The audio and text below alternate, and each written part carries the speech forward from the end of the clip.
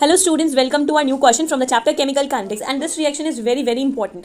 Means this question is very important. So the question is, the rate of reaction quadruples when temperature changes from 293 Kelvin to 313 Kelvin. Calculate the energy of activation assuming that it does not change with temperature. आपसे बोला गया है कि एक rate of reaction है वो quadruple हो रही है, दैट मीन्स 4 टाइम्स हो रही है. तो जब भी आपसे एक्टिवेशन एनर्जी के बारे में बात हो, जब भी आपसे रेट ऑफ रिएक्शन के बारे में क्वाड्रपल होगी, दैट मीन्स उसका मतलब ये होगा कि K2/K1 जो है वो आपके पास कितना है, और आपके पास 4 है. अगर बोलेंगे कि डबल हो रही है तो K2/K1 2 होगा. क्वाड्रपल बोला तो K2/K1 कितना हो गया, 4 हो गया. When the temperature changes from 293 kelvin to 313 kelvin, temperature कितना चेंज हुआ, 293 से 313 केल्विन हो गया. सो जो हाईएस्ट टेम्परेचर है उसको हम T1 कंसिडर करें तो T1 is equal to 313 kelvin, and जो लोएस्ट टेम्परेचर मींस जो लो टेम्परेचर उसको हम कंसिडर करें T2, so it is 293 kelvin.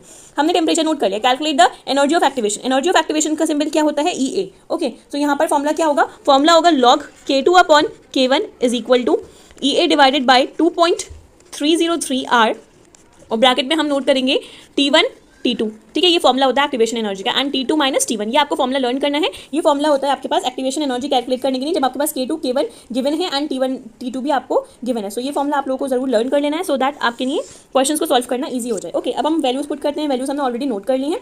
So values क्या है, log K2/K1 के अभी मैंने बोला था क्या है आपके पास, रिएक्शन क्वाड्रपल हो रही है, दैट मीन्स log 4 है. Okay, so log 4 is equal to, अब देखिए EA हमें कैलकुलेट करना है तो EA अपॉन 2.303. अब R की वैल्यू कितनी होती है, 8.314 होती है. ओके, R की वैल्यू क्या है हमारे पास, 8.314.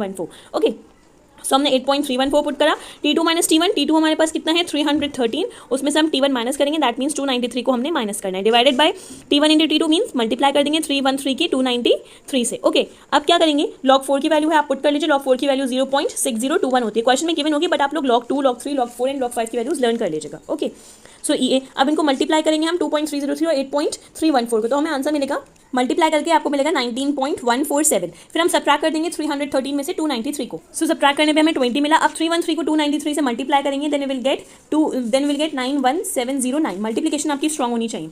अब क्या करेंगे, यहाँ 1 आ गया, क्रॉस मल्टीप्लाई करेंगे तो EA के साथ वाला टर्म क्या है 20, तो EA कहाँ चला जाएगा, डिनोमिनेटर में. बाकी सारे टर्म मल्टीप्लाई हो जाएंगे. 0.6021 इंटू 19.147 इंटू 91709. अब आपको क्या करना है, इन नंबर्स को मल्टीप्लाई करना है. सो जब हम इन नंबर को मल्टीप्लाई करेंगे then we will get EA is equal to, on multiplication we will get 52860. अब हमें इसे क्या करना है, ये हमारे पास जूल्स में आया. अब जूल्स में तो ज़्यादा क्वांटिटी हो गई, 5000 से ज़्यादा हो गया, 1000 से ज़्यादा होता है तो हम उसको किलो जूल में कन्वर्ट करते हैं. कैसे, डिवाइड बाय 1000 में 3 जीरो है तो 3 डिजिट के बाद डेसिमल लग जाएगा. So will get EA is equal to 52.86 kilo joule. 86 हम नोट करेंगे यहाँ पर, 86 किलो जूल पर मोल. हमने क्या कैलकुलेट कर लिया यहाँ पर, एक्टिवेशन एनर्जी कितनी आ गई हमारे पास, 52.86 किलो जूल पर मोल. ये हमारे पास एक्टिवेशन एनर्जी आ गई. So that was it. Thank you.